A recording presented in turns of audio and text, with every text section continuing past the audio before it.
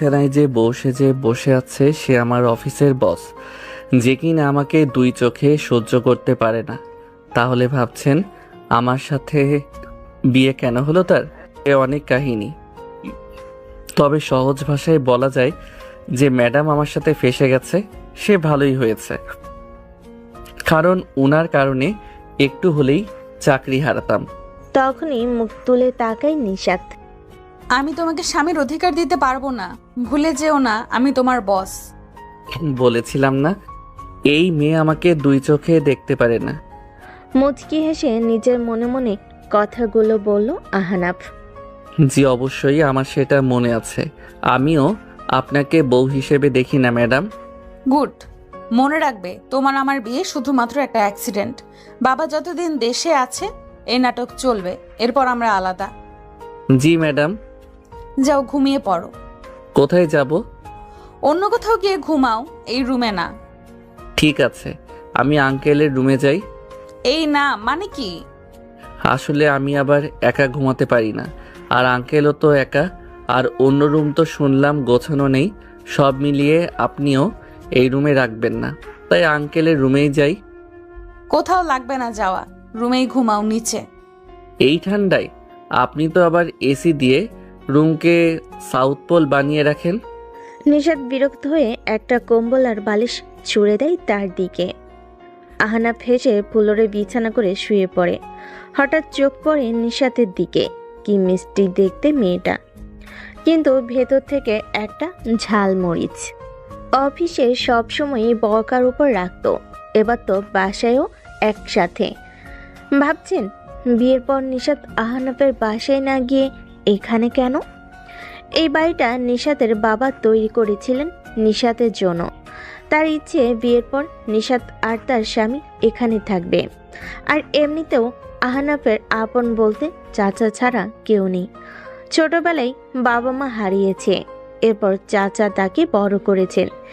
এসব ভাবতে ভাবতে কখন যে আহনাফ ঘুমিয়ে পড়ে নিজেও বুঝতে পারেনি।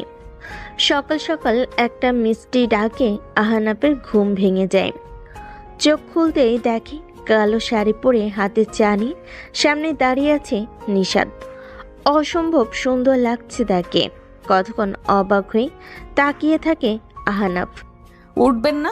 উঠুন, আর ঘুমাতে হবে না, নিন চা। আহনাফ ভালোভাবে তাকিয়ে দেখে দরজার কাছে নিশাতের বাবা। আচ্ছা, তাহলে এই জন্য এই নাটক করছে। নিশাতের এই সুন্দর কথার ধরন দেখে নিশাতের বাবা হেসে সেখান থেকে চলে যায়। তিনি যেতেই আহনাফের সামনে থেকে চা নিয়ে বিছানায় বসে নিজের চায়ে চুমুক দেয়। নাস্তা বানানো আছে, খেয়ে অফিসে চলে আসবে, আমি যাচ্ছি। আজও অফিস? তো না, কিছু না। বলে নিশাত তৈরি হতে চলে যায়। আহনাফ উঠে ফ্রেশ হয়ে নাস্তার জন্য বেরিয়ে দেখে নিশাত চলে গেছে। নিশাত আজ ও অফিস গেল। আসলে আমি বলেছি আজ কিছু গুরুত্বপূর্ণ কাজ আছে। ছুটি তো পরেও নেওয়া যাবে, তাই না? নিশাতের বাবা মাথা নাড়ে। নাস্তা করে রেডি হয়ে আহনাফ অফিসের গেটে যেতে দারোয়ান তাকে থামায়। কি হলো? ম্যাডামের আদেশ, কেউ দেরি করলে 20 মিনিট গেটের বাইরে দাঁড়া করিয়ে রাখতে। আরে ম্যাডামকে বলো আমি এসেছি। এই আদেশ শুধু আপনার জন্যই, আমার কিছু করার নেই। বলে দারোয়ান ভেতরের দিকে চলে যায়। এই রোদের মধ্যে দাঁড়িয়ে থাকে আহনাফ। কি গরম পড়েছে। 30 মিনিট হতেই দারোয়ান গেট খুলে দেয়। আহনাফ দ্রুত ভেতরে গিয়ে নিজের ডেস্কে গিয়ে কাজ শুরু করে। রোদে থাকার ফলে ঘেমে অবস্থা নাজেহাল তার। হঠাৎ পাশ থেকে তার কলিগ হেনা বলে ওঠে, কি ব্যাপার আজ এত লেট আর ঘেমে কেন? ও কিছু না, আসলে বাইরে যা রোদ। ঠিক আছো? তখন নিশাত এসে, অফিসে গল্প করার জন্য আসোনি তোমরা, আর তুমি লেট করে এসেও এত গল্প কিসের? Sorry ma'am. কাজ শেষ করে আমার সাথে দেখা করুন মিস্টার আহনাফ। ঠিক আছে ম্যাম। নিশাত কেবিনে চলে যায়। আহনাফ যত দ্রুত পারে কাজ শেষ করে ছুটে যায় কেবিনে। কেবিনে গিয়ে দেখে নিশাত রাগে চোখে তাকিয়ে আছে। আহনাফ গিয়ে বসবে, কিন্তু তার আগেই আমি বসতে বলিনি, দাঁড়িয়ে থাকো। জি ম্যাম। আহনাফ ফাইলগুলো নিশাতের দিকে বাড়িয়ে দেয়। নিশাত ফাইল দেখতে থাকে আর আহনাফ দাঁড়িয়ে তা দেখতে থাকে। সব ঠিক আছে। ধন্যবাদ। যাও, আমি আরো ফাইল পাঠাচ্ছি, শেষ করো। আরও? কোনো সমস্যা? না না। যাও। আহনাফ মাথা নিচু করে বেরিয়ে যায়। সে যেতেই নিশাত মুচকি হাসে। সারাদিন অফিসের কাজ শেষ করে ছুটির পর গেটের সামনে যেতে দেখে গাড়ি নিয়ে অপেক্ষা করছে নিশাত। এটা দেখে অবাক হয়ে যায় আহনাফ। গাড়ির দিকে এগিয়ে আসে সে। উঠে বসো। আমি চাই না আমরা দুজন আলাদাভাবে বাসায় যাই, আর বাবা সেটা নিয়ে কিছু ভাবুক। আচ্ছা। আহনাফ উঠে বসে গাড়িতে। বাসে এসে আহনাফ সোফায় হেলান দিয়ে বসে। নিশাত ফ্রেশ হয়ে এসে দেখে আহনাফ সোফায় ঘুমিয়ে আছে। সারাদিন যা চাপ গেছে তার উপর এটা দেখে কোথাও না কোথাও নিশাতের একটু খারাপ লাগে। এসিটা ছেড়ে দিয়ে একটা কাঁথা আহনাফের গায়ে দিয়ে রান্নাঘরে চলে যায় নিশাত।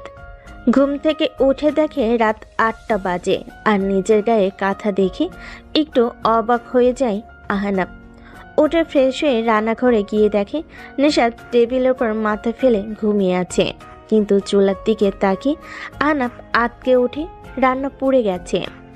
আহনাফ দ্রুত ছুটে গিয়ে চুলা বন্ধ করে সব নামায়।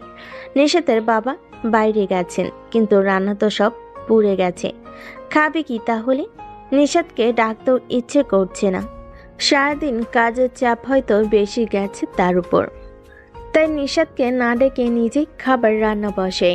রান্নার হাত বেশ পাকা তার। পছন্দের কাজের মধ্যে রান্নাও আছে। রান্না বসিয়ে রুমে গিয়ে পুরো রুম গুছিয়ে নেয় সে। আহনাফ বেশ গোছানো ছেলে, আর অন্যদিকে নিশাত শুধু নিজের জন্যই যত্নশীল। নিশাত ঘুম থেকে উঠে পুরো বাড়ি অন্ধকার। ঘুটঘুটে অন্ধকারে কিছুই দেখা যাচ্ছে না, কিন্তু আলো নেই কেন? আর আহনাফ কোথায়? ফোন হাতে নিয়ে এদিক ওদিক দেখতে থাকে নিশাত। দোতলার জানালায় গিয়ে তার গায়ে কাটা দেয়। বাড়ির ঠিক বাইরে কিছু বড় গাছ, যা দেখেই কারোর ভয়ে শরীর ঠান্ডা হয়ে যাবে। ভয়ে গলা শুকিয়ে যায় নিশাতের। দ্রুত সিঁড়িতে নামতেই ধাক্কা লাগে কারোর সাথে, আর এর ফলে চিৎকার দিয়ে ওঠে নিশাত। কিন্তু তখনই ফোনের আলোতে দেখতে পায় নিশাতের সামনে দাঁড়িয়ে আছে আহনাফ। আহনাফকে দেখে যেন নিশাতের দেহে প্রাণ ফিরে আসে, আর ভয়ে ভয়ে আহনাফকেই নিশাত জড়িয়ে ধরে। আহনাফ হতবাক হয়ে যায়। নিশাতকে কান্না করতে আগে দেখেনি সে। নিশাত মেয়েটা সাহসী বলে জেনে এসেছে সে। তখনই আলো ফিরে আসে। আমি আসবো? বাবার কণ্ঠ শুনে নিশাতের হুঁশ ফিরে আসে। দ্রুত আহনাফকে ছেড়ে দূরে গিয়ে দাঁড়ায়। এরপর সেখান থেকে রুমে চলে যায়। নিশাতের বাবা হেসে সেখান থেকে চলে যায়, আর আহনাফ সেখানেই দাঁড়িয়ে থাকে। রাতে নিশাতের বাবা আর আহনাফ খাবার টেবিলে এসে বসে। নিশাত ফ্রেশ হয়ে গিয়ে দেখে রান্নাঘরে সব গোছানোই আছে। নিশাত ভাবে ঘুমানোর পর আহনাফ তার রান্না নামিয়ে গুছিয়ে রেখেছে, তাই সে সেগুলো ভেবেই টেবিলে এনে রাখে। আজ আমি তোমার জন্য স্পেশাল রান্না করেছি বাবা। বাহ, কি সেটা? তোমার পছন্দের চিলি চিকেন। কথাটা শুনে আহনাফ মাথা নাড়ে, কারণ সে তো চিলি চিকেন রান্না করেনি। কিন্তু আহনাফের ইশারা না বুঝে ঢাকনা খুলে দিতে নিশাত তার বাবা অবাক। কোথায় চিলি চিকেন? এটা তো অন্য একটা রান্না।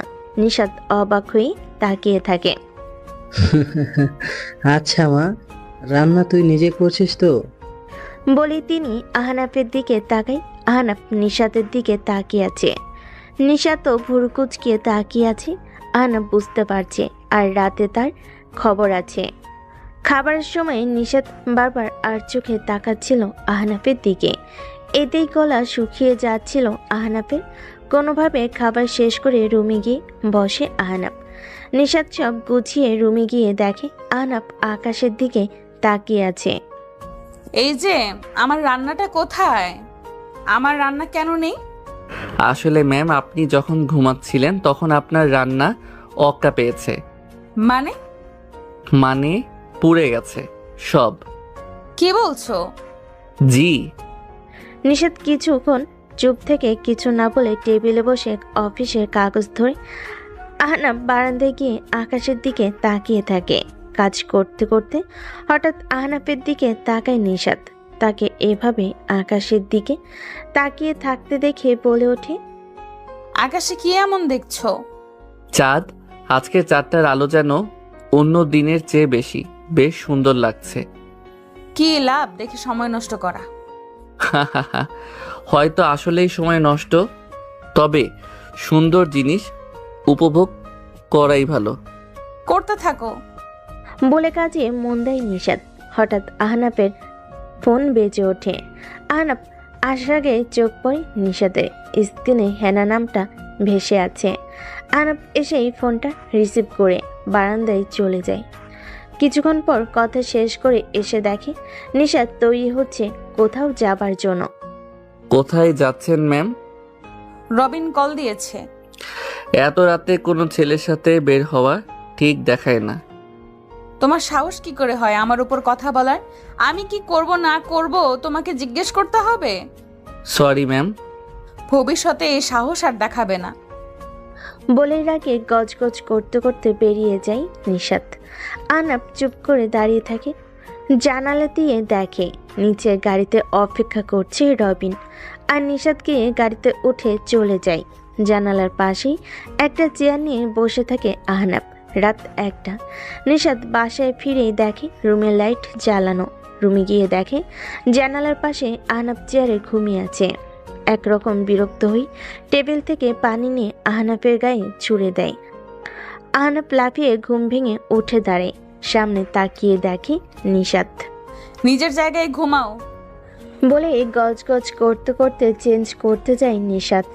আহনাফ বুঝতেই পারল না তার ভুল কি। তাও কিছু না বলে ফ্লোরে বালিশ নিয়ে ঘুমিয়ে পড়ে। পরদিন সকালে ঘুম ভেঙে যায় নিশাতের ডাকে। সেই সকালের নাটক।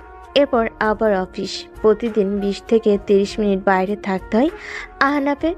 আর রোজ রাতে আড্ডায় বেরিয়ে যায় রবিনের সাথে নিশাত। এভাবেই কেটে যায় 1 মাস। কিন্তু এই মাসটাই রবিন ধীরে ধীরে আরও ক্লোজ হতে থাকে নিশাতের, যা আহনাফের ভালো লাগে না। আবার সাহস করে নিশাতকেও বলতেও পারছে না।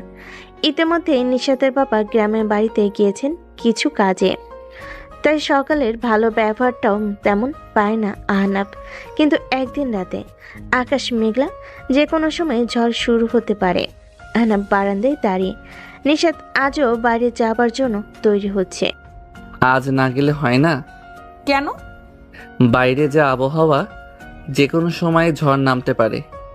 সমস্যা নেই বলে নিশাত বেরিয়ে যায়। আহনাফের ব্যাপারটা ভালো লাগে না। কেন যেন আজ মনটা অশান্ত হয়ে আছে। বাইরের পরিবেশটাও যেন তার মনের মতোই আপাতত স্তব্ধ, কিন্তু যে কোনো বড় ঝড় আসবে। রাতে 8টার মাঝে হঠাৎ সবাই খেয়াল করে টিপ টিপ করে বৃষ্টি পড়ছে। তাই এক এক করে সবাই বিদায় নেয়। শেষে শুধু নিশাত, রবিন আর আরেকজন থেকে যায়। হঠাৎ ঝুম বৃষ্টি নেমে যায়। ভিজতে ভিজতে 3 জন ছুটতে থাকে।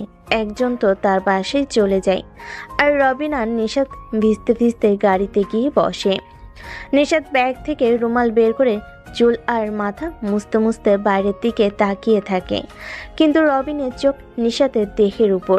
ভেজা নিশাতকে যেন আরও বেশি মোহনীয় লাগছে। নিজের উপর নিয়ন্ত্রণ হারিয়ে এগিয়ে যায় নিশাতের ঠোঁটের দিকে। নিশাত আচমকা ব্যাপারটা লক্ষ্য করে ধাক্কা দিয়ে তাকে দূরে সরিয়ে গালের চর বসিয়ে দেয়। তোমার মাথা ঠিক আছে? এই কি করছিস এসব? কিন্তু রবিন তখন এসব শোনার পাত্র নয়। ঝাঁপিয়ে পড়ে নিশাতের উপর। নিশাত কোনোভাবে তাকে ধাক্কা দিয়ে গাড়ি থেকে বেরিয়ে ছুটতে থাকে। আজ সে বুঝতে পারছে কেন আহনাফ বারবার না করত। সুযোগ পেলে কেউ ছাড়বে? কান্না করতে করতে ছুটতে থাকে নিশাত। পেছনে রবিনও আসছে ভেবে ভয়ে তার গলা শুকিয়ে যায়।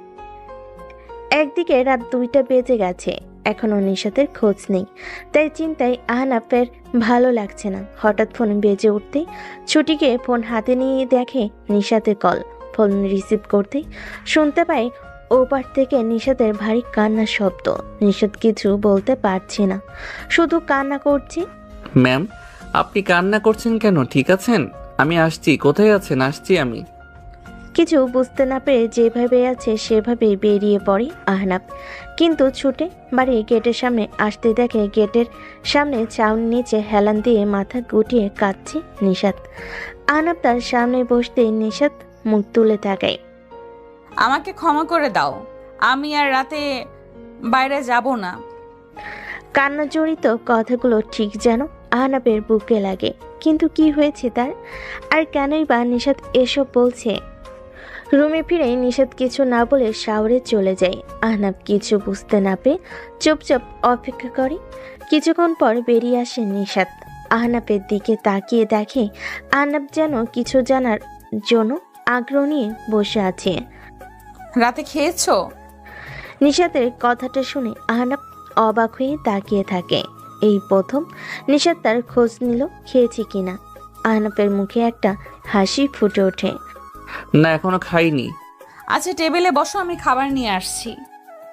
আহনাব মাথা নেড়ে উঠে গিয়ে টেবিলে বসে। নিশাত খাবার এনে বেড়ে দেয়। আহনাব যেন কোনো স্বপ্ন দেখছে, অবাক চোখে তাকিয়ে থাকে নিশাতের দিকে।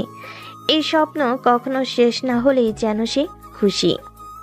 কাল একটা অনুষ্ঠানে যেতে হবে, যাবে? কোথায়? আমার একটা কাছের আপুর কোম্পানির ব্রাঞ্চ ওপেনিং। আমি গিয়ে করব? ফিরতে রাত হবে আমার, তুমি না গেলে একাই ফিরতে হবে। না না, আমি যাব। নিশাত মাথা নেড়ে খাবার শেষ করে উঠে যায়। আহনাব খুশিতে নেচে ওঠে। পরের দিন বিকেল, আহনাব ঘুমিয়েছিল। হঠাৎ কেউ তার গায়ে ধাক্কা দেয়। ধাক্কা খেয়ে উঠে লাফিয়ে দেখে সামনে নিশাত একটা কালো শাড়ি পরে আছে, খোলা চুল। আহনাব হা করে তাকিয়ে থাকে। মেয়েটা পরীর থেকে কম না। হা করে তাকিয়ে না থেকে উঠে ফ্রেশ হয়ে রেডি হয়ে নাও, এই স্যুটটা পরো। আহনাব তাকিয়ে দেখে একটা কালো স্যুট রাখা পাশে। আহনাব তুরত গিয়ে ফ্রেশ হয়ে তৈরি হয়ে নেয়। রেডি হয়ে এসে দেখে গাড়িতে নিশাত অপেক্ষা করছে, কিন্তু সে পাশের সিটে, এমনিতেই ড্রাইভার সিটে বসে। আহনাব গিয়ে দাঁড়ের সামনে। আজ গাড়ি তুমি চালাও। জি ম্যাম। আহনাব দ্রুত গাড়িতে উঠে বসে। বেশিক্ষণ লাগলো না পৌঁছাতে। সেখানে পৌঁছাতেই নিশাত সবার সাথে আলাপ করতে যায়, আর আহনাব খাবার স্টেশনে চলে যায়। খাদ্যপ্রিয় মানুষ সে। নিশাত কথা বলছিল সবার সাথে। তখনই আপু, আমাদের দেখলে না? নিশাত ঘুরে তাকিয়ে দেখে আনোয়ার আর মিম দাঁড়িয়ে আছে, পুরনো বন্ধু। আরে তোমরা এত দেরি কেন? আর বলবেন না, ওর তৈরি হতে এত সময় লাগলো। মোটেও না আপু। আচ্ছা হলো হলো। তামিম, মেহেদি, ফারিয়া সবাই ওদিকে আছে, চলো। বাহ, ওরা এলো আর আমাকে বললো না? মাত্র এলাম আমরা। এখানে সবাই আছে কিন্তু একজনই মিসিং।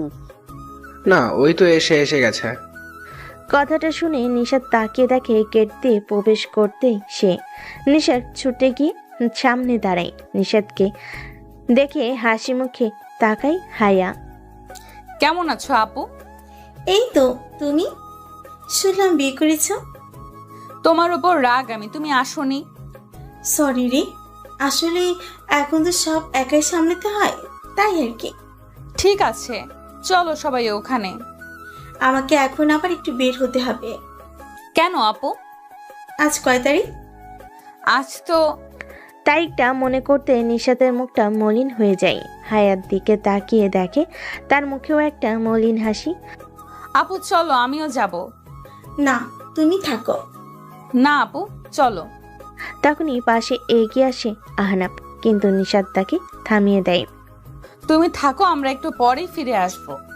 ঠিক আছে ম্যাম। নিশাত আর হায়া গাড়িতে উঠে যেতে থাকে অজানা স্থানের দিকে। দেখতে দেখতে একটা বছর হয়ে গেল আপু। তোমাদের জন্য একটা বছর আমার কাছে যেন এক যোগ। কিন্তু আমি এখনো জানি না কেন হলো এমনটা। সব ঠিক ছিল আর এক মুহূর্তে সব শেষ। আমরা ওর হাসির ভেতরে লুকিয়ে থাকা কষ্ট বুঝতে পারিনি। জানো, এখন খুব ঘৃণা হয় নিজের উপর। প্রথমে পরিবার, এরপর কাছের মানুষ, বন্ধু বান্ধব, এরপর আমিও। কেউ বুঝতে পারেনি ও ধীরে ধীরে আমাদের থেকে দূরে যাচ্ছে। বুঝতে পারিনি ওর হাসিটা মিথ্যে ছিল। নিশাত তাকিয়ে দেখে হায়ার চোখের পানি গাল পেয়ে বুক দিয়ে নেমেছে। নিশাত চুপ করে থাকে। আমাকে এত ভালোবাসা দিয়ে রেখেছিল যে আমি সেটার জন্য বুঝতেই পারিনি ওর ভিতরে কি চলছে। আর সে রাতে যখন ওই কলটা আসলো, সবটা শেষ। বলতেই গাড়ি থামায় নিশাত। হায়া মাথার কাপড় দিয়ে গাড়ি থেকে নামে। রাস্তার পাশে কাঁচা রাস্তা ধরে একটু এগিয়ে যেতেই একটা বড় গাছ, আর তার নিচেই একটা কবর। আজও আকাশে ঝড়ো ভাব, বিদ্যুৎ চমকাচ্ছে বারবার। নিশাত দূর থেকে তাকিয়ে দেখে কবরটার জিয়ারত শেষ করে ডুকরে কেঁদে ওঠে হায়া। নিশাত চেয়েও পারছে না থামাতে। কিছুক্ষণ পর হায়া উঠে দাঁড়ায়, ঘুরে হাতটা ধরে। নিশাত গাড়ি দরজা খুলে আর হায়া এসে গাড়িতে বসে। নিশাত গাড়ি চালু দিতেই একটা বাজ পড়ে, আর সেই আলোতেই কবরে কাব্য নামটা স্পষ্ট দেখা যাচ্ছে। নিশাত আর হায়া গাড়ি নিয়ে ফিরে আসে ভ্যানুতে। হায়া মুখ মুছে স্বাভাবিক হয়ে প্রবেশ করে। আড্ডায় বসে সবাই। তা নিশাত, তোমার স্বামী আসেনি? নিশাত কিছুক্ষণ ভেবে উত্তর দেয়। খাবার নিয়ে পড়ে আছে। এটা শুনে সবাই হেসে দেয়। তামিম আনোয়ারার স্বামী হিসেবে কেমন? মোটামুটি। আচ্ছা তাই? সত্যি বলতে আমি নিজেকে অনেক ভাগ্যবতী মনে করি ওকে পেয়ে। ও আমার রান্নার ভুল কখনোই ধরেনি। মাঝে মাঝে খারাপ খারাপ হলেও চুপচাপ খেয়েও আমাকে বলবে না। তবুও আমি নিজেকে বলতে গেলেই শুনবে না। হয়, এমন ছেলেও হয়। নিশাত হায়ার দিকে তাকায়। নিশাতের মনে আছে একবার হায়া আর সে মিটিংয়ে গিয়েছিল, আর সেখানে হায়া যখন বক্তব্য দিচ্ছিল তখন কাব্য একটা চেয়ারে বসে গালে হাত দিয়ে হাসি মুখে মুগ্ধ হয়ে তাকিয়েছিল হায়ার দিকে। এমনকি অফিসের খাবার নিজেই আনতো, হায়া কাজে ব্যস্ত হলে খাইয়েও দিত। হায়া হয়তো এজন্যই কথাটা বলল। নিশাত হায়ার হাতে হাত রাখলো। হায়া একটা হাসি দিয়ে তার দিকে তাকায়। আর এমন ছেলেদের অনুভূতি অনেক গভীর হয়, বুঝতে পারার আগেই মাঝে মাঝে হারিয়ে যায়। হায়া আস্তে আস্তে বলে, যা নিশাত শুনতে পায়। নিশাত ঘাড় ঘুরিয়ে তাকিয়ে দেখে আহনাফ চেয়ারে দুপা ভাঁজ করে বসে খাবার খাচ্ছে। নিশাত কিছু একটা আজ করতে পেরে দ্রুত উঠে এক গ্লাস পানি নিয়ে আহনাফের পেছনে গিয়ে দাঁড়ায়। কয়েক সেকেন্ডের মধ্যেই আহনাফের গলায় খাবার আটকে যায়। সে তো পানি আনেনি, কিন্তু পেছন থেকে গ্লাসটা বাড়িয়ে দেয়। আহনাফ দ্রুত পানি খেয়ে হাঁপ ছেড়ে বাঁচে। নিশাতের দিকে তাকিয়ে দেখে নিশাত মাথা নেড়ে সেখান থেকে হেঁটে যায়। নিশাত গিয়ে সবাই সহ খেতে বসে। তোমার হাজবেন্ডকে ডাকবে না? ও আগে খেয়ে নিয়েছে, এখন ডাকলেও খেতে পারবে না। কিন্তু তখনই পেছনে আহনাফ হাজির, বলে, আমি কখন বসবো খেতে? কথাটা শুনে সবাই হাঁ করে তাকিয়ে থাকে। বিশেষ করে নিশাত বড় বড় চোখ করে তাকিয়ে থাকে। আপনি আরো খাবেন? হ্যাঁ, তখন নাস্তা করলাম। আরে নিশাত, সমস্যা কি? বসো ভাই। 1 মিনিট। নিশাত ব্যাগ থেকে একটা ইনো বের করে পানিতে গুলে আহনাফকে দেয়। এটা আগে শেষ করে নাও, তারপর কিছুক্ষণ রেস্ট, তারপর খাবে। প্রয়োজনে আমি অপেক্ষা করব। আরে আমাদের এসব লাগবে না, চিন্তা করবেন না। অনুষ্ঠান থেকে ফেরার 1 ঘন্টা পর বিছানায় পেট ব্যথায় কাটতে থাকে আহনাফ। সামনে নিশাত চোখ গরম করে তাকিয়ে আছে। আহনাফের এবার কি হবে? আহনাফ ভয়ে ভয়ে নিশাতের দিকে তাকায়। নিশাত কিছুক্ষণ চোখ গরম করে তাকিয়ে মাথা নেড়ে উঠে রুম থেকে বেরিয়ে যায়। আহনাফ চুপ করে শুয়ে থাকে। তখনই আবার নিশাত কিছু মেডিসিন নিয়ে এসে আহনাফের সামনে বসে। এক এক করে 2টো ট্যাবলেট আহনাফের হাতে ধরিয়ে দেয়, পানির গ্লাস সহ। এগুলো সহ খেয়ে নাও। জি। নিশাত উঠে চেঞ্জ করতে চলে যায়। পরের দিন নিশাত একাই অফিসে চলে যায়। আহনাফকে বলে যায় যেন বিছানা থেকেও না ওঠে। সকাল থেকে একা থাকতে থাকতে আহনাফ বিরক্ত হয়ে যায়। দুপুর হয়ে আসতেই ভাবলো একটু হেঁটে আসবে, কিন্তু বিছানা থেকে বাইরে পা রাখতে কারোর একটা ছায়া দরজায় পড়ে। আহনাফ তাকিয়ে দেখে নিশাত অফিস থেকে ফিরে রুমের দরজায় দাঁড়িয়ে আছে। আমি তোমাকে না করেছিলাম উঠতে। Sorry ma'am. আমি রান্না করে নিচ্ছি, তোমার কিছু চাই? না না, ঠিক আছি আমি। ঠিক আছে। নিশাত রান্না করতে চলে যায়। হঠাৎ নিশাতের পরিবর্তন দেখে আহনাফ অবাক, আবার খুশিও। দুপুরে রান্না শেষ করে খাবার সোজা রুমেই নিয়ে আসে নিশাত। বেশ ভালো খাবার, ঝাল ছাড়া।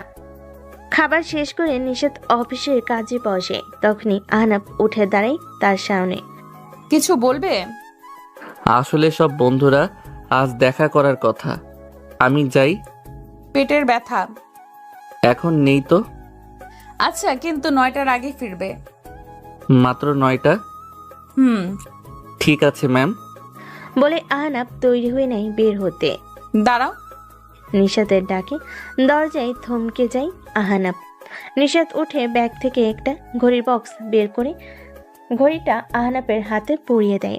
আহনাফ অবাক, কারণ এটা সেই ঘড়ি যা সে গতরাতে অনলাইনে দেখেছে আর তার খুব পছন্দ হয়েছিল, কিন্তু দাম বেশি, তাই আর ভাবিনি এই ব্যাপারে। এত দামি ঘড়ি আর নিশাত জানলো কিভাবে? ঠিক 9টার আগে ফিরবে বলি নিশাত নিজের জায়গায় গিয়ে বসে। ঠিক আছে, আসি আমি। রাত 8:45। আহনাফ এখনো বাসায় আসেনি। খাবার টেবিলে খাবার সাজিয়ে বসে আছে নিশাত। এখনো আহনাফের খোঁজ নেই। নিশাত উঠে বাদবাকি কিছু কাজ সেরে নেয়। রাত 9:27। এখনো আহনাফ আসেনি। রাত 10:37। টেবিলে ঘুমিয়ে পড়েছিল নিশাত। উঠে দেখে আহনাফ এখনো আসেনি।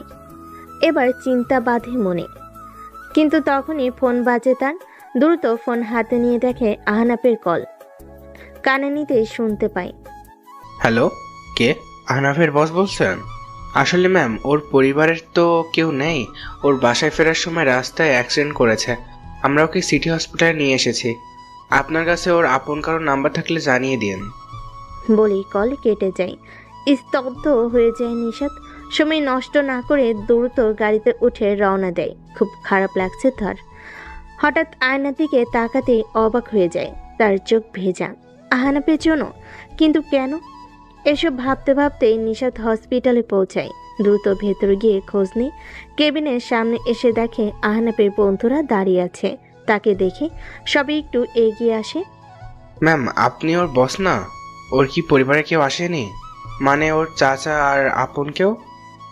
নিশাত রেগে আছে প্রচুর। রেগে বলল, আমাকে এত পরে কেন কল দিলে? সবার আগে কেন না? ম্যাম, ওর ফোনে আমাদের নাম্বার বাদে শুধু 2টো নাম্বার ছিল।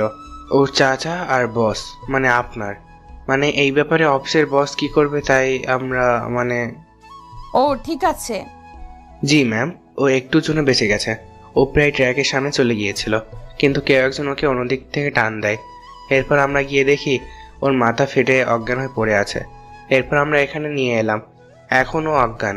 ডাক্তার বললো কিছুক্ষণের মধ্যে জ্ঞান ফিরবে। নিশাত কেবিনের দরজা খুলে ভিতর গিয়ে আহনাফের পাশে বসে। চোখ মুছে নিজেকে সামলে নেয়। বাইরে থেকে তাদের থেকে আহনাফের ফোনটা নিয়ে এসেছে সে। ফোনে আসলেই তার নাম্বার বস দিয়ে সেভ করা। নিশাত একবার আহনাফের দিকে তাকিয়ে নাম্বারটা বস থেকে বউ নাম লিখে সেভ করে দেয়। কিছুক্ষণের মধ্যেই আহনাফের জ্ঞান ফিরে আসে। আহনাফ তাকিয়ে দেখে সব বন্ধুরা তাকে ঘিরে ধরে আছে। এখন ভালো লাগছে? হ্যাঁ। আপনারা চাইলে ওনাকে বাসায় নিয়ে যেতে পারেন। ওনার গুরুতর কিছু হয়নি, শুধু খেয়াল রাখবেন মাথায় যেন চাপ না লাগে। ঠিক আছে ডাক্তার। কিছুক্ষণ বিশ্রাম নিয়ে আহনাফ ওঠে। ফোন হাতে নিয়ে দেখে রাত 3টা বেজে গেছে। এই সময় ডাক্তার। কিছু ভাবার আগেই তাকিয়ে দেখে কেবিনের সামনে ডাক্তারের সাথে কথা বলছে নিশাত। বুকের ভেতর ধক করে ওঠে তার। কথা শেষ করে কেবিনে আসে নিশাত। নিশাত আহনাফের দিকে একবারও তাকায়নি, বরং তার বন্ধুদের বলে যেন তারা সহ আহনাফকে গাড়িতে নিয়ে আসে। বাইরেই গাড়ি বলে নিশাত বেরিয়ে গাড়িতে এসে বসে। আহনাফ এসে সামনে বসে। তার সাথে 3 বন্ধু পিছনে ছিটে। নিশাত গাড়ি চালাতে শুরু করে। বাহ আহনাফ, তোর বস খুব ভালো। আহনাফ তাকিয়ে দেখে নিশাত যেন প্রচন্ড রেগে আছে। হ্যাঁ বস আমি। ও খুব ভালো কাজ করে, তাই বস হয়ে ওর কেয়ার করি। বস তো তাই। আহনাফ বুঝতেই পারল না কেন সে একটা কথাই এতবার বস উচ্চারণ করলো। একে একে সবাইকে নামিয়ে দিয়ে বাসায় ফিরে আসে নিশাত আর আহনাব। বাসায় ফিরে রুমে গিয়ে একটা বালিশ নিয়ে অন্য রুমে চলে যায় নিশাত। আহনাব কিছুই বুঝতে পারল না। পরের দিন সকালে উঠে দেখে নিশাত আগে বেরিয়ে গেছে অফিসের জন্য। আহনাব দ্রুত এই অবস্থাতেও তৈরি হয়ে অফিসের জন্য বেরিয়ে যায়। অফিসে যাবার সময় কাল রাতের কথা মনে ভেসে ওঠে। ট্রাক তার দিকে ছুটে আসছিল, তখন একটা হাত তাকে টান দিয়ে সরিয়ে নেয়। তার মুখ সে দেখেনি, শুধু চোখ জোরে দেখেছে। মুখটা কালো কাপড় দিয়ে ঢাকা, আর কানে এসেছিল অনেকটা পাখির পাখা ঝাপটানোর শব্দ। কে ছিল সে? অফিসে পৌঁছে দেখে সবাই কেমন চুপ হয়ে আছে, আর নিশাতের কেবিন থেকে একরকম ঝগড়ার শব্দ আসছে। আহনাব গিয়ে দেখে রবিন এসেছে। সেই রাত নিয়ে কথা কাটাকাটি করছে নিশাতের সাথে। নিশাত তাকে বারবার বেরিয়ে যেতে বলছে, কিন্তু রবিন মাঝে মাঝে এমন কথা বলছে যে সে হুমকি দিচ্ছে। আহনাব ভেতরে যেতেই রবিন তার দিকে এগিয়ে এসে কলার ধরে ধাক্কা দিয়ে কেবিনের বাইরে ফেলে দেয়। সামান্য কর্মচারী হয়ে আমাদের কথা শোনানোর সাহস কি করে হয়? বলে রবিন দরজা লাগিয়ে দেয়। আহনাব উঠে চেয়ারে বসে মাথা নিচু করে। কয়েক সেকেন্ডের মধ্যেই গেট খুলে রবিনকে ধাক্কা দিয়ে বের করে দেয় নিশাত। রবিন উঠে রেখে নিশাতের দিকে যেতেই কেউ তাকে পেছন থেকে টেনে ধরে। রবিন পেছনে তাকায়। আহনাব তার ঘাট টেনে ধরে আছে।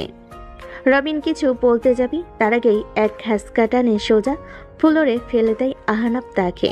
নিশাত অবাক হয়ে তাকিয়ে দেখে আহনাবের মুখ গম্ভীর হয়ে আছে, চোখ কেমন একটা স্তব্ধ হয়ে আছে, রাগের ভাব স্পষ্ট। তোর এত বড় সাহস! কথা শেষ করার আগেই এক সেকেন্ডের মধ্যে আহনাব ঝুঁকে বসে একদম রবিনের চোখের খুব কাছে। এরপর থেকে ওর কাছে যাবার চেষ্টা করলেও আমার থেকে খারাপ কেউ হবে না।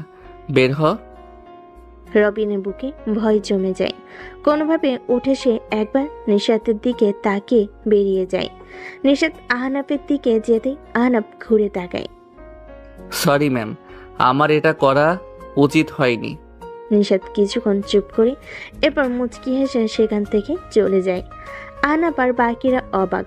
আহনাব নিজের চেয়ারে বসতেই সবই এগিয়ে আসে। তোমার রাগী রূপ এমন, তা তো জানা ছিল না। আমিও জানি না কি হলো হঠাৎ। তখন কেবিন থেকে নিশাত ডাক দেয়। আহনাব দ্রুত কেবিনে গিয়ে দেখে নিশাত তার জন্য অপেক্ষা করছে। আহনাব গিয়ে সামনে দাঁড়ায়। আমরা দুপুরেই বাসায় ফিরবো, কাজের চাপ নেই, এখানে বসে থাকো। কিছু কাজ এগিয়ে রাখি। চুপচাপ করে বসো। ধমকে চুপ করে বসে থাকে আহনাব। দুপুরে নিশাত কাজ শেষ করে সব গোছাচ্ছিল। আহনাব বের হতে দেখে সবাই কি নিয়ে যেন আলোচনা করছে। আহনাব এগিয়ে যেতেই হ্যানা উঠে দাঁড়ায়। কাল তোমার প্ল্যান কি? কিসের প্ল্যান? ওমা, জানো না? কাল তো ম্যামের জন্মদিন। কাল? হ্যাঁ, জানো না? তখনই নিশাত বেরিয়ে আসে। তোমার হলো? চলো। আহনা আপনার সাথে যাবে। হ্যাঁ। ওকে কি কোনো বিশেষ কাজে নিচ্ছেন ম্যাম? না মানে ওকে দেখতে মনে হচ্ছে অসুস্থ। সেটা আমি দেখবো, তোমরা না। এসো তুমি। আহনাব মাথা নেড়ে নিশাতের পিছনে হাঁটতে থাকে গাড়িতে। সরি, আমি না জেনেই। রবিন স্যারকে? তুমি অফিসে বসের সম্মান বাঁচাতেই তো এমন করলে, তাই না? হ্যাঁ। আচ্ছা, হ্যাঁ ঠিক আছে, বসো। ওকে। বুঝতে পারলাম না ম্যাম। আহনাফ। নিশাতের মুখে নিজের নামটা শুনে পুরো শরীরে কেমন যেন একটা প্রবাহ বয়ে গেল। জি জি ম্যাম। আমার নাম কি? নিশাত ম্যাম। নিশাত ম্যাম। বলতে বলতেই বাসায় ফিরে আসে নিশাত আহনাব। বাসায় ফিরে দুপুরে খাবারের পর আহনাব চুপচাপ বারান্দায় গিয়ে বসে আছে। হঠাৎ রুমে তাকিয়ে দেখে নিশাত ঘুমিয়ে আছে, ক্লান্ত তাই হয়তো। হঠাৎ একটা জিনিস মাথায় এলো, কাল তো ম্যামের জন্মদিন, কিছু উপহার আনা লাগবে। নিশাতকে বলে সে বের হতে দেবে না, তাই আহনাব চুপি চুপি বেরিয়ে যায়। দারোয়ানকে বলে যায় ম্যামকে বলতে সে বন্ধুর বাসায় যাচ্ছে। রিক্সা করে শপিং মলে গিয়ে শাড়ির দোকানে গিয়ে এক একে কিছু শাড়ি দেখতে থাকে। 2টা শাড়ি পছন্দ হয়, কিন্তু দুটোর টাকা তো সে আনেনি। কোনটা নিবে ভাবতে থাকে। এদিকে ঘুম থেকে উঠে আহনাবকে না পেয়ে নিশাত একটু চিন্তায় পড়ে। তখনই টেবিলে একটা নোট পেয়ে হাতে নিয়ে দেখে সেটি আহনাব লিখে গেছে বন্ধুর বাসায় যাচ্ছে। নিশাত একটু রেগে যায়, তাও কি করবে আর। ফ্রেশ হয়ে কফি নিয়ে বারান্দায় বসে। এদিকে সব কেনাকাটা করে বন্ধুদের কিছু জিনিস ব্যবস্থা করতে বলে বাসায় ফিরে আসে আহনাব। 7টা বেজে গেছে। বাসায় ফিরে রুমে গিয়ে দেখে নিশাত টিভি দেখছে। সরি না বলে যাওয়ার জন্য। বসকে বাসার ব্যাপারে না বললেও হয়, ঠিক আছে? টেবিলে পিঠে আছে, বসো, নিয়ে আসছি। নিশাত উঠে গিয়ে পিঠে আর কফি নিয়ে আসে। মুভি দেখবে? আচ্ছা ম্যাম। এরপর দুজন একটা মুভি দেখতে থাকে, কিন্তু আহনাবের মাথায় চলছে রাত 12টার প্ল্যান। 10টা 40 একটা কল আসে নিশাতের। নিশাত উঠে কথা বলতে বলতে বারান্দায় চলে যায়। কিছুক্ষণ পর ফিরে আসে। কে কল দিয়েছে? বন্ধুরা রাত 12টার পর আমার জন্মদিন, তাই যেতে বলল। কিছু অ্যারেঞ্জ করেছে হয়তো। যেতেই হবে। কেন, তোমার কিছু প্ল্যান আছে নাকি বসের জন্মদিনে? আছে। বস তো অফিসে দিতে পারবে বলে নিশাত হাঁটা ধরে। যদি স্বামী হিসেবে না যেতে বলি? নিশাতের ভেতর ধক করে ওঠে। আলতোভাবে তাকাই আহনাফের দিকে। বলে দেখো। ম্যাম? ম্যাম না মানে নিশাত, আজ আমারও কিছু প্ল্যান আছে, থেকে যান। নিশাতের বুক থেকে যেন একটা পাথর সরে যায়। ফোনটা তুলে কাউকে কল দেয়।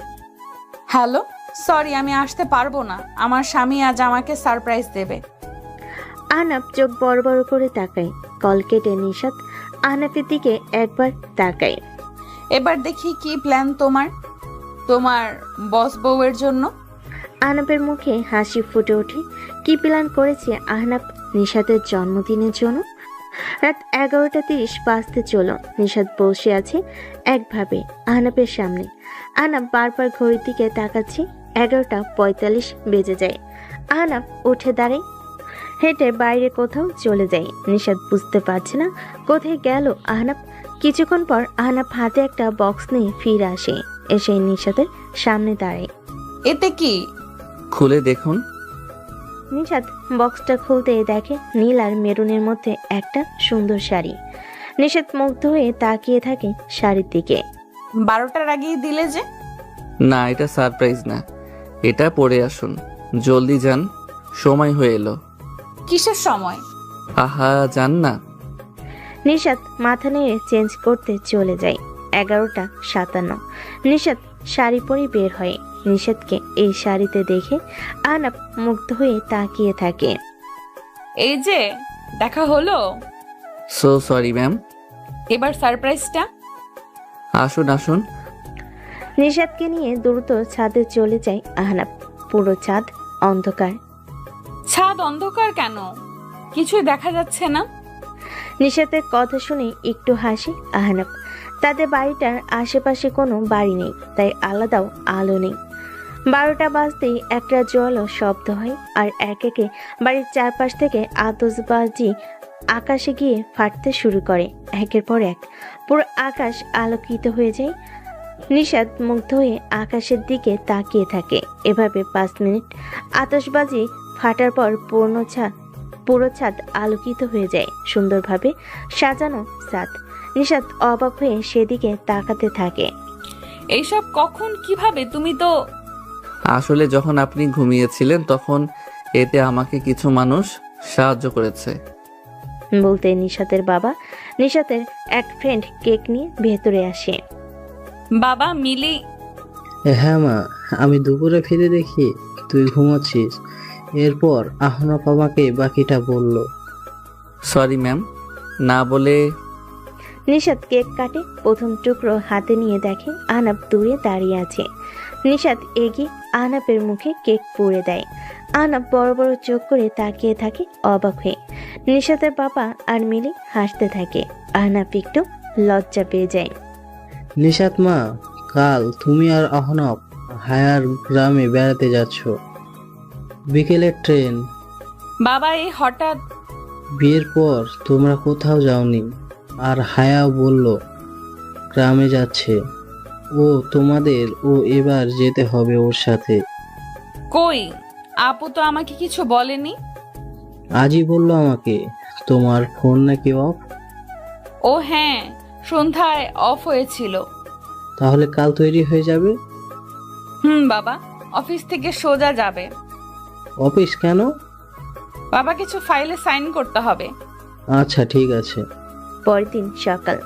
আহনাব তৈরি হয়ে বসে আছে, কিন্তু নিশাত এখনো তৈরি হচ্ছে। ম্যাম, আর কতক্ষণ লাগবে? 5 মিনিট। তুমি চাবি নিয়ে গাড়ি বের করে নাও, আমার টেবিলের চাবি। আহনাব মাথা নেড়ে চাবি বের করে বের হবে তখনই। সোফায় দেখো স্যুট রাখা নীলচে, ওটা পরে নাও। আমি তো পড়তে পারবো না, তাই না? ঠিক আছে ম্যাম। স্যুটটা হাতে নিয়ে গাড়ি চড়াই আহনাব। আয়নার সামনে দাঁড়াই আহনাব। দারুণ লাগছে তাকে। চাবি নিয়ে বেরিয়ে যায়। গাড়ি নিয়ে গেটের সামনে দাঁড়ায় আহনাব। তখনই গেট খুলে বেরিয়ে আসে নিশাত। আহনাবের শাড়িটা পরে, খোলা চুল। রাতে যত সুন্দর লাগছিল তার থেকেও এখন অনেক গুণ বেশি সুন্দর লাগছে তাকে, একদম পরি। নিশাত এসে সামনে তার পাশে বসে। চালাও। জি ম্যাম। আহনাব কোনোভাবে চোখ সরিয়ে গাড়িটা নিয়ে বেরিয়ে পড়ে। অফিসের নিচে সবে অপেক্ষা করছে নিশাতের জন্য ফুল নিয়ে। গাড়ি আসতেই সবে এগিয়ে আসে। আহনাব আগে বেরিয়ে দরজা খুলে দেয়। নিশাত বেরিয়ে আসে। সবাই অবাক, এই প্রথম নিশাত এভাবে অফিসে এসেছে। তাদের মধ্যে রবিনও এসেছে। সবার আগে সে এগিয়ে যায়। Happy birthday Nishat. এখনো রেগে আছো? আর তুমি এই সামান্য কর্মচারীর সাথে মিলিয়ে শাড়ি কেন পরলে? আর এই শাড়ি তো বেশ কম দামি। উজ্জ্বল মুখটা হঠাৎ রাগে লাল হয়ে যায় নিশাতের। তবে রাগ চেপে একটা লম্বা নিঃশ্বাস ছেড়ে পাশে দাঁড়ানো আহনাবের হাত আলতোভাবে ধরে। বিয়ের পর এই প্রথম আমার স্বামী আমাকে কিছু উপহার দিয়েছে, সেটা যেমনই হোক আমার জন্য সবচেয়ে মূল্যবান। কথাটা সবাই শুনে অবাক। আর আহনাব যেন সে যেন একটা ঘোরের মধ্যে আছে। তখনই হাতে একটা টান দিয়ে কাছে টেনে নেয় নিশাত। চলো। এরপর সবাই জন্মদিনের শুভেচ্ছা জানাতে থাকে। এরপর সবাই অফিসের ভেতর যায় আর রবিন সেখান থেকে ফিরে যায়। আজ হেনার কেন যেন মন খারাপ, একদম চুপচাপ হয়ে আছে। দুপুরের মধ্যে সব কাজ শেষ করতে নিশাতের কেবিনে কেউ টোকা দেয়। নিশাত তাকিয়ে দেখে হায়া দাঁড়িয়ে আছে। আপু এসো এসো। শুভ জন্মদিন নিশাত বলে একটা উপহারের বক্স এগিয়ে দেয়। ধন্যবাদ আপু। তোমরা তৈরি? হ্যাঁ আপু। চলো তাহলে। ঠিক আছে আপু। নিশাত, হায়া আর আহনাব অফিস থেকে বেরিয়ে যায় আর রওনা দেয়। ট্রেন স্টেশনে এসে নামে তারা।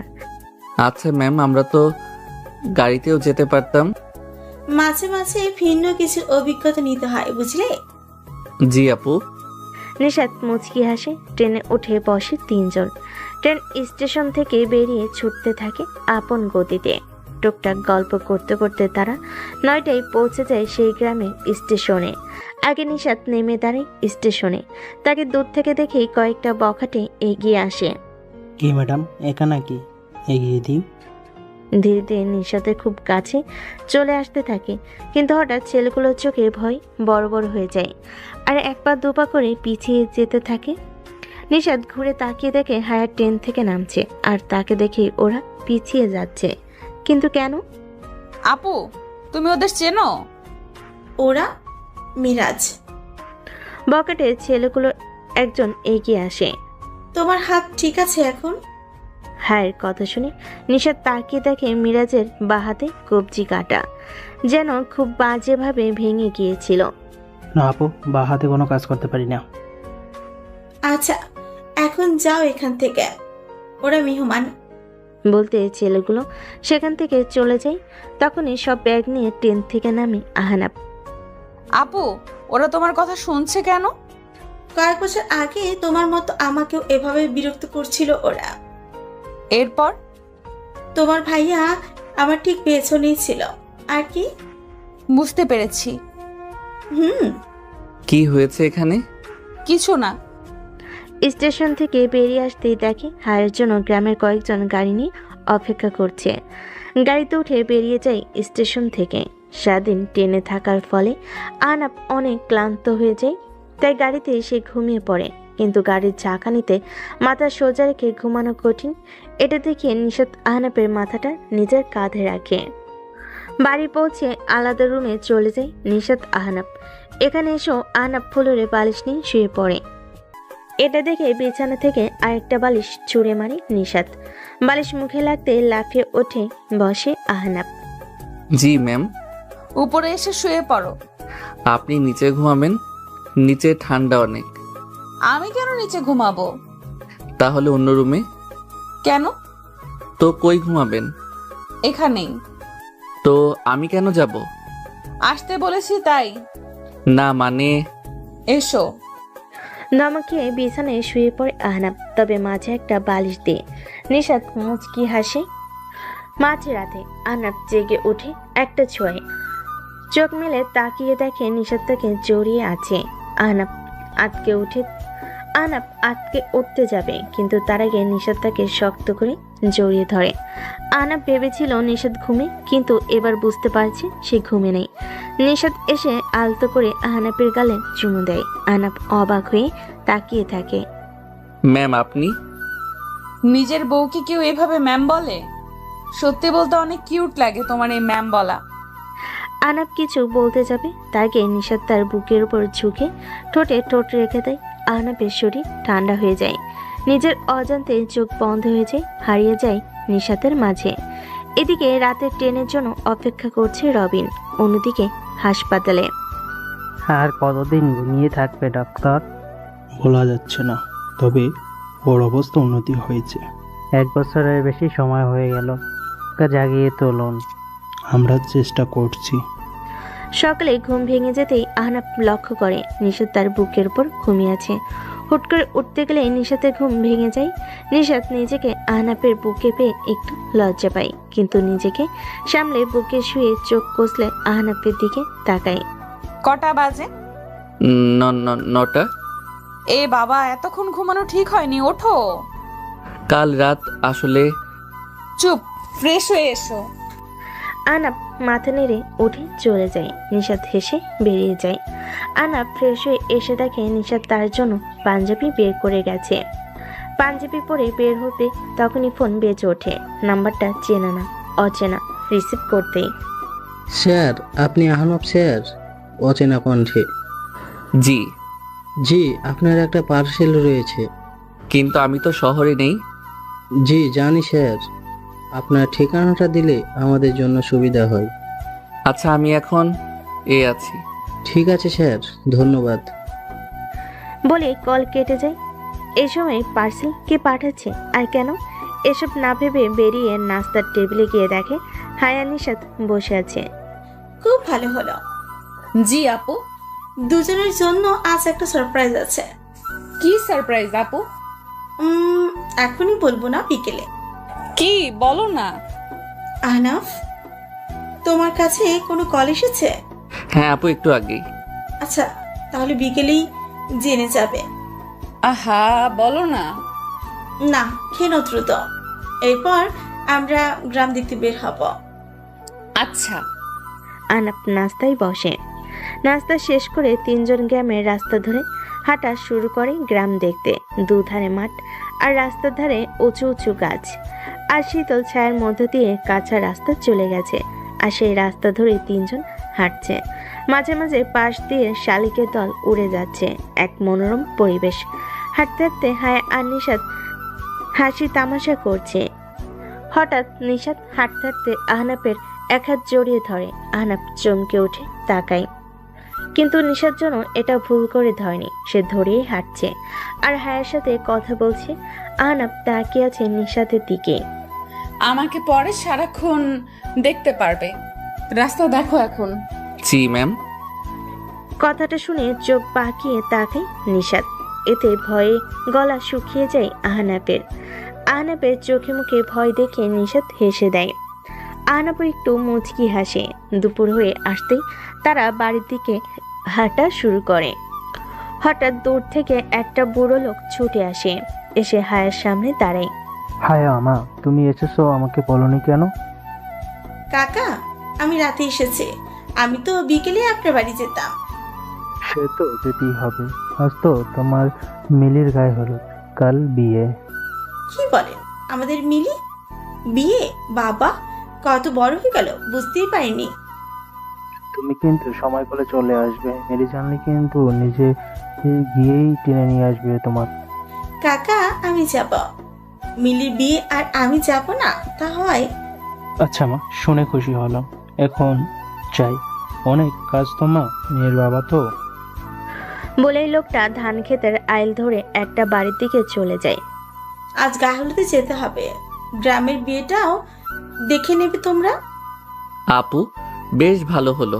আমি কখনো গ্রামের বিয়ে দেখিনি, আজ দেখব। আপু, তাহলে তো আমাকে একটু শপিং মলে যেতে হবে। কেন? আসলে আমি গলায় পরার কিছু আনিনি, শাড়ির সাথে কিছু না পরলে কেমন লাগবে বলো? এইখান থেকে সবচেয়ে কাছের শপিং মলের দূরত্ব 3 ঘন্টার। কি বলো? তাহলে বললাম না, ভেবো না, সারপ্রাইজ আছে। আচ্ছা, তুমি কি বলবে ঠিকভাবে? বাড়ি চলো। হ্যাঁ আপু, আমার অনেক ক্ষুধা পেয়েছে। তোমার তো সারাদিনই ক্ষুধা পায়। আসলে সত্যি খিদে পেয়েছে। হ্যাঁ হ্যাঁ, চলো। বাড়ি এসে হায়া রান্নার খোঁজ নেয়। বাড়ির লোকেরা জানে সব দই। এদিকে নিশাদ গোসল শেষ করে এসে আয়নার সামনে দাঁড়ায়। ভেজা চুল, এখনো পানি পড়ছে। তখনই পেছন থেকে আহনাফ এসে তাকে দেখে হতবাক হয়ে তাকিয়ে থাকে। কেন যেন একটা নেশার মতো কাজ করছে নিশাদকে দেখে। এইদিকে এসো তো। হ্যাঁ। আহনাফ এগিয়ে যায়। নিশাদ তোয়ালেটা আহনাফের হাতে ধরিয়ে দেয়। আমার চুলটা মুছে দাও হালকা হাতে। আমি? কোনো সমস্যা? না মানে। কোনো সমস্যা? না ম্যাম। নিশাদ আয়নার সামনে বসে আর আহনাফ পেছনে দাঁড়িয়ে আস্তে আস্তে চুলে তোয়ালে বুলিয়ে শুকাতে থাকে। তা রাতে কি রঙের পাঞ্জাবি পরবে? জানি না, একটা পরলেই হলো। জানি না মানে? এখনো ভাবোনি? না মানে। থামো, হয়েছে। জি। কালো পাঞ্জাবি আমি আয়রন করে রাখবো। জি আচ্ছা। অনুষ্ঠান শেষ করে বেশ কয়েকদিন পর নিশাত আর আহনাফ হায়ার থেকে বিদায় নিয়ে শহরে চলে আসে। নিশাত আগে থেকে পরিবর্তন হয়েছে, এখন আর রাতে একা বাইরে যায় না। আহনাফকে কেয়ার করে, তবে আহনাফ বুঝতে পারছে না তাকে ভালোবাসে নাকি বাসে না। সকালে নাস্তা করে দুজন অফিসে গেল। আহনাফ তার কলিগ হেনার সাথে কথা বলছিল, এমন সময় পিয়ন আসলো। স্যার, আপনাকে ম্যাডাম ডাকছে। গিয়ে বলো আসছি। ম্যাডাম আসবো? আসেন। ম্যাডাম দরজা লক করলেন কেন? আমি কি কিছু করেছি? বসেন। আপনি অফিসে গল্প করতে আসেন? না মানে ম্যাডাম, এই কথা বলছেন কেন? আমি যে প্রশ্ন করেছি তার উত্তর পাইনি। না মানে ম্যাডাম, একটু কথা বলছিলাম। না মানে জি। আর কিছু বলতে পারলাম না। ম্যাডাম আমার কলার ধরে তার মুখের সামনে নিয়ে আসলো। তারপর যা হলো তার জন্য আমি প্রস্তুত ছিলাম না। ম্যাডাম আমার ঠোঁটের সাথে তার ঠোঁট লাগিয়ে দিল। পাক্কা 5 মিনিট পর ছেড়ে দিয়ে দুজন হাঁপাচ্ছি। আর আমি ভাবছি এই মেয়ে আমার সাথে এটা কি করলো। আমার ভাবনার মাঝে হঠাৎ ম্যাডাম বলল, কই, আমার সাথে তো বলেন না। তুই এরপর থেকে যদি ওই মেয়ের সাথে কথা বলিস তাহলে তোর একদিন কি আমার একদিন। আমি কোনো কথা বললাম না। তারপর ম্যাডাম আবারও বলল, এখন আমার সামনে বসে থাক। আমি বলে দিচ্ছি কাল থেকে আপনার সিট আমার পাশে করে দিতে। আমি তো অবাক, এই মেয়ে বলে কি? আমি স্বপ্ন দেখছি না তো? আমার ভাবনার মাঝে আবারও বলল, এত অবাকের কিছু নাই। আর হ্যাঁ, কথা বলার জন্য আমি আছি। Okay madam. ম্যাডাম কাজ করছে আর আমি তাকে দেখছি। আজ অনেক সুন্দর লাগছে ম্যাডামকে। আমি এক ধ্যানে তাকিয়ে আছি। এর ভিতর লাঞ্চের সময় হয়ে গেছে, তাই ম্যাডাম আমাকে ডাকলো। আমাকে দেখার জন্য সারা রাত পড়ে আছে। আসো, লাঞ্চ করে আসি। আপনি একটু আগে যে জিনিস খাওয়াইলেন তাতে আর খিদে থাকে? কিছু বললে? না, আমি কিছু বলিনি। আচ্ছা তাহলে চলো। আমি আর ম্যাডাম অফিসের পাশে একটা রেস্টুরেন্টে আসলাম। খাবার অর্ডার দিল। খাবার খেয়ে অফিসে চলে আসলাম। আজকে এভাবেই দিনটা কেটে গেল। অফিস শেষ করে দুজনে বাসায় ফিরলাম। আমি ফ্রেশ হয়ে বসে মোবাইলে ফেসবুকে ঢুকলাম, হঠাৎ ম্যাডাম রুমে এসে বলল, তোমার মোবাইলটা দাও তো। কেন? আমি দিতে বলেছি। আমি ম্যাডামকে ফোনটা দিলাম। ম্যাডাম ফোন নিয়ে বলল, তোমার ফেসবুক ইনস্টাগ্রাম পাসওয়ার্ডটা দাও তো। কেন? আমি পাসওয়ার্ড দিব কেন? তোরা তো মেয়েদের সাথে কি, আমি তোর বউ, তুই একমাত্র আমার। অন্য কারোর সাথে কথা বললে তোর একদিন, আমার যা লাগে। দে পাসওয়ার্ড দে। এইভাবে কেউ মারে? ভালোভাবে বললেই দিয়ে দিতাম। গুন্ডি কোথাকার। কিছু বললে? না, এই নেন। তারপর আমার ফেসবুক ডিটেকটিভ করে নতুন একটা অ্যাকাউন্ট করে দিল। আমি তার হাতের থাপ্পড় খেয়ে আবুলের মতো বসে আছি আর ভাবছি এই মেয়ে আসলে চাইটা কি। হঠাৎ ম্যাডাম রুমে এসে বলল, চলো খাবে। না, আমার খিদে নেই। আমি বলছি খাবে মানে খাবে। সব আমার কথা মতো হবে নাকি? হ্যাঁ, সব আমার কথা মতো হবে। এই কথা বলে ম্যাডাম আমার কলার ধরে ঠোঁটে ঠোঁট মিলিয়ে দিল। কিছুক্ষণ পর ছেড়ে দিয়ে দিল। আমি তার দিকে তাকাতেই দেখলাম লজ্জাই হয়ে গেছে সব। সেই করে আবার সেই লজ্জা পায়। তারপর বলল, আমি তোর বউ, তুই আমার কথা শুনবি না কার কথা শুনবি? আচ্ছা ম্যাডাম। আমি তো ম্যাডামই। নেক্সট টাইম যদি ম্যাডাম বলো তাহলে খবর আছে। তাহলে কি বলবো? আমি তোর বউ, তাই নিশাত বলে ডাকবি। আচ্ছা। চলো খেতে চলো। আমার খিদে নেই। আহালে, আমার বাবুটা রাগ করেছে। রাগ করো না, আমি তোমার 5টা না 10টা না একটা মাত্র বউ। আমার উপর রাগ করো না। রাতে আদর দিমনে। চলো এখন খাবে। তারপর ম্যাডাম আর আমি ডিনার শেষ করে রুমে আসলাম। আমি নিচে ফ্লোরে বিছানা করছিলাম, তখন ম্যাডাম বউ আসলো। তুমি এটা কি করছো?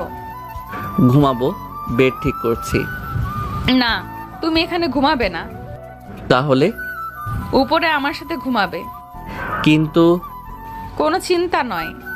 তারপর আমি আর কোনো কথা না বলে খাটের এক কর্নারে গিয়ে অন্যদিকে তাকিয়ে শুয়ে আছি। এরপর নিশাত আমার পেছন থেকে জড়িয়ে ধরলো। এসব কি হচ্ছে? তুমি এভাবে জড়িয়ে ধরছো কেন? আমার না কোলবালিশ জড়ায় ধরে ঘুমানোর অভ্যাস। তাহলে তুমি ওপাশে কোলবালিশ আছে, সেটাকে জড়িয়ে ধরে ঘুমাই। এখানে কোনো কোলবালিশ নেই। মানে? আমার কোলবালিশ কোথায় গেল? ওটা আমি ফেলে দিয়েছি। ফেলে দিছো মানে? কিন্তু কেন? কারণ এই ছোট খাটে 3 জনে ঘুমাতে পারবো না। 3 জন কোথায়? এখানে তো মাত্র 2 জন, আমি আর তুমি। ওই যে কোলবালিশকে নিয়েই তো 3 জন। আমি তো ওই কোলবালিশটা ছাড়া ঘুমাতে পারি না। তাহলে এখন আমি কি জড়িয়ে ধরে ঘুমাবো? কেন তুমি আমাকে আর আমি তোমাকে দুইজনকে জড়িয়ে ধরে ঘুমাবো? না, আমি তোমাকে কিছুতেই জড়িয়ে ধরে ঘুমাবো না। তুমি না ঘুমালে না ঘুমাবে, কিন্তু আমি তো তোমাকে জড়িয়ে ধরেই ঘুমাবো। এই কথা বলে আবার আমাকে জড়িয়ে ধরে শুয়ে পড়ল। আমি আর কিছুই বললাম না, কারণ জানি আমার কথা শুনবে না। আমারও মন চাচ্ছে ওকে ভালোবেসে বুকে জড়িয়ে নিতে, কিন্তু কেন জানি না একটা বাধা অনুভব করছি। আজ সারা দিনটা যে কিভাবে কেটে গেল বুঝতেই পারিনি। আর আমাকে যে মেনে নিয়েছে এটা তো আমার কাছে স্বপ্নের মতো মনে হচ্ছে। এইসব কথা ভাবছিলাম, তখন ম্যাডাম মানে বউ বলল, শুনছো? আমার না আদর লাগবে। আপনার আদর লাগবে? আমি কি করতে পারি? তুমি কি করতে পারো মানে কি? আমার আদর লাগবে। আপনার আদর লাগবে, আপনি নিয়ে নেন। আমি না করছি নাকি? হায় আল্লাহ, আমার কি ফাটা কপাল, এমন আনরোমান্টিক একটা স্বামী দিলা। আমি আনরোমান্টিক? তো কি? রোমান্টিকতা দেখতে চান, সামলাতে পারবেন তো? তুমি দিয়ে দেখো না। শোনো না। বলেন। আমার তোমার মতো একটা ছেলে বাবু লাগবে। আমার তো আপনার মতো একটা মেয়ে বাবু চাই। সে দেখা যাবে, আগে আল্লাহ যেটা দিবে ওইটাই। আগে তো বাবু আসার কাজ শুরু করবে, নাকি এমনি এমনি প্লে স্টোর থেকে আসবে? আর কি, আমি সম্মতি পেয়ে ম্যাডামকে কাছে টেনে নিলাম। তারপর একে অপরের মাঝে মিশে গেলাম। আমি ম্যাডামের নাভিতে একটা চুমু খেলাম। তারপর নিচে নামতে লাগলাম, আর ম্যাডাম আমার সারা শরীরে কিস করছে আর এক হাত দিয়ে মাথায় হাত বুলিয়ে দিচ্ছে। এরপর আমরা চলে গেলাম অন্য জগতে। সকালে ঘুম ভাঙলো নিশাতের চুলের পানিতে। চোখ খুলে দেখলাম নিশাত মাত্র শাওয়ার নিয়ে বের হয়েছে। আমি বললাম, তুমি একা শাওয়ার নিলে? তাহলে কি করব? দুজনে একসাথে নিতাম। আহা, শখ কত! অফিসে যেতে হবে, তাড়াতাড়ি ওঠো। এতদিন পর বউকে কাছে পেলাম, আর বউ কিনা আনরোমান্টিক। হায় আল্লাহ। রাতে দেখা যাবে কত দূর পারো। এখন রেডি হয়ে নাও, অফিস যাব। নিশাত ওর ফোনে আমার আইডি লগ ইন করে সোজা আগে মেসেঞ্জারে ঢুকলো। এই মেয়েদের শুধু একটাই কাজ, একটু কারোর সাথে কথাও বলতে দেবে না। আল্লাহ জানে যে এখন কি হতে চলেছে। আগে দু একটা মেয়ের সাথে এমনি কথা বলতাম, যদি এটা মাইন্ড করে তাহলে আমি শেষ। ও ফোনের দিকে একবার তাকাচ্ছে আর আমার দিকে একবার তাকাচ্ছে। ভাব ভালো না, ও দেখুক। ততক্ষণে বারান্দায় থেকে ঘুরে আসি, না হলে এখানে থাকলে আমি শেষ। তাই টুক করে বারান্দায় চলে আসলাম। নীলা একদিকে ফোনের মেসেজগুলো দেখে রেগে আগুন। শালার হারামি একটা, আমি থাকতেও অন্য মেয়ের সাথে কথা বলা। দাঁড়া, দেখাচ্ছি তোর মজা। আরে কই গেল হারামিটা? গেল কোথায়? নিশ্চয়ই কেটে পড়েছে। দাঁড়া, যাবি কোথায়? তোকে এমন পেটাবো না যে কথা বলা ভুলে যাবি। আবার কখ থেকে শেখাবো। তবে গেল কোথায়? বারান্দায় গেছে মনে হয়। এই যে এখানে বসলাম, আজকে আয়, তোকে কুচি কুচি করে কেটে আলুর সাথে ভাজি করে রুটি দিয়ে খাবো। কিছুক্ষণ পরে আমি আস্তে আস্তে রুমে ঢুকলো। দেখলাম নিশাত বসে আছে খাটে, হাতে অসহায় ফোনটাকে ধরে আছে। আমিও যখন খুব অসহায়, কি ঘটতে চলেছে আমার সাথে কে জানে। মাথা নিচু করে একটু একটু করে নীলার দিকে এগিয়ে গেলাম। নিশাত আমাকে দেখেই দাঁড়িয়ে গেল। নিশাতের চোখ লাল হয়ে গেছে। ও রেগে গেলে এমনটা হয়। আমার ফোনটা খাটে ছুঁড়ে ফেলে দিল, তারপর আমার সামনে আসলো আর ঠাস ঠাস। দেখেন তো আপনারা, গালটা কোনো দিকে বাঁকা হয়ে গেল নাকি? মনে হয় হয়নি, ঠিকই আছে। মেয়েদের হাতে এত পাওয়ার আগে জানলে রুমেই আসতাম না, আর মাইরও খেতাম না। দুই গালে দুই হাত রেখে দাঁড়িয়ে আছি, না জানি আবার দেয় নাকি, তাই আর রিস্ক নিলাম না। হাত সরাচ্ছি না। নীলার আগে সুরেই বলল, এসব কি? কোন সব? এই যে এতগুলো মেয়ের সাথে কিসের কথা? ও তো অনেক আগে বলেছিলাম, সেই কবে, আমার ভালো করেই মনে নেই। কথা বলতে বলেছি? তুমি তো জিজ্ঞাসা করেছো। করেছি। তাই তোমার কি? আইডি ডিএক্টিভেট করো এক্ষুনি। এত স্বাদের আইডি নষ্ট করব? আর সেটা এক্ষুনি। আচ্ছা। নিশাতের রাগ চরমে, তাই যা করতে বলছে চুপচাপ করাই ভালো। ছোট বাচ্চার মতো কথা মতো কাজ করলাম। আইডি বাতিল। নিশাত আমার সামনে এসে হাত দিয়ে আমার হাত সরিয়ে নিল গাল থেকে। মনে হয় লাল হয়ে গেছে। হাত সরিয়ে আমার গালে হাত রেখে আলতো করে ছুঁয়ে দিচ্ছে। ওর চোখে পানি। বুঝতে পারছি না কি হলো আবার। এই তো এক্ষুনি রেগেছিল, এখন আবার চোখে পানি কেন? আবার কোনো ভুল করে ফেললাম নাকি? আবার কি করলাম রে বাবা? নীলাকে বললাম, আবার কিছু কি করে ফেললাম? কাঁদছো কেন? কিছু না, তোমার খুব লেগেছে তাই না? কই না তো। গালটা লাল হয়ে গেছে, সরি। আরে কিছুই হয়নি, তুমি কান্না থামাও। তুমি চাইলে আমাকে মারতে পারো। কি সব বলছো? খুব ব্যথা করছে? একদম না। তাহলে এমন ফুলে গেছে কেন? মিথ্যা বলছো কেন? জানি অনেক ব্যথা লাগছে, আমার মাথা কাজ করছিল না। আসলে তোমাকে আমি আর কাউকে পেতে দিতে চাই না, তুমি শুধুই আমার। আমি জানি সোনা, আর কখনো কারোর সাথে কথা বলবো না, প্রমিস। এইদিকে আসো, একটু বরফ লাগিয়ে দেই। না, ওসব লাগবে না, কিছু হয়নি তো। তবুও। আচ্ছা বরফ লাগবে না, তুমি শুধু আমাকে ওইটা একটু দিলেই হবে। কোনটা?